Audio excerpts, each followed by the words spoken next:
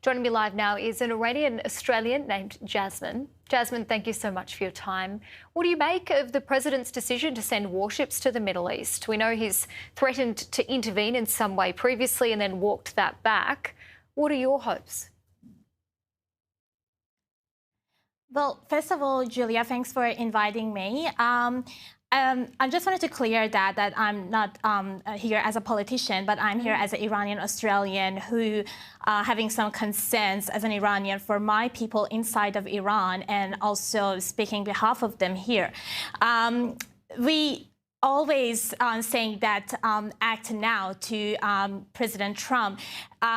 I would say this is a big threatening for Islamic Republic regime, and actually President Trump warned them several times. And as you mentioned, he's closely monitoring the situation that they're killing the protesters who are fighting for freedom and shouting for freedom.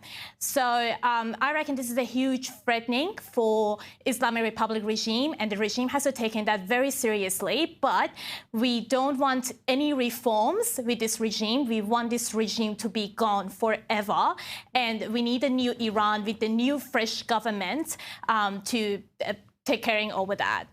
How does it feel as an Iranian-Australian at the moment, watching all of this unfold? Well, it's absolutely heartbreaking, devastating, especially for Iranian-Australian who lives in across all of the states in Australia. We've seen lots of videos, photos from the people in the different ages, from the different generations who has been killed very bad. Some of the families, they actually been still in shock that they lost their loved ones because of the regime. So the regime, even if someone's in a hospital and they haven't been yet killed, so the Islamic Republic regime actually find them and killing them inside the hospital and threatening all of the nurses and doctors inside the hospital clinics. And as per as the Islamic Republic leader, he mentioned that you have a right to kill them in the hospital and clinics. So a total heartbreaking for all of us.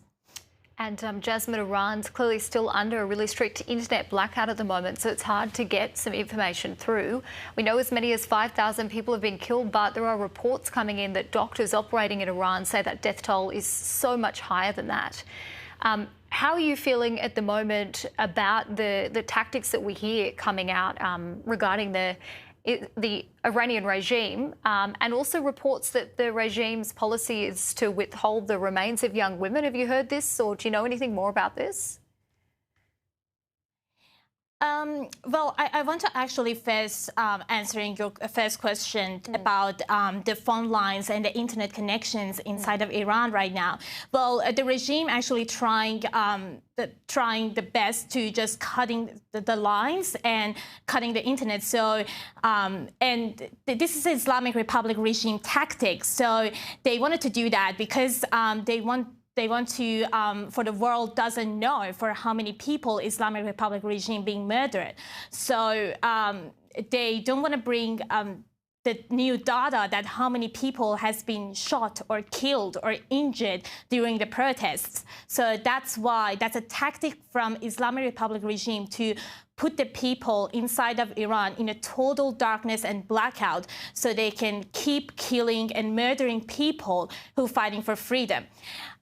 With the protesters across all of the streets, across all of the cities in Iran, who they fighting for freedom, and they calling one name who can actually lead us to this transition and can be take over the government and handling the whole country, Iran, is Reza Pahlavi, which Iranian people inside of Iran calling his name only, and they killed because of freedom and calling his name.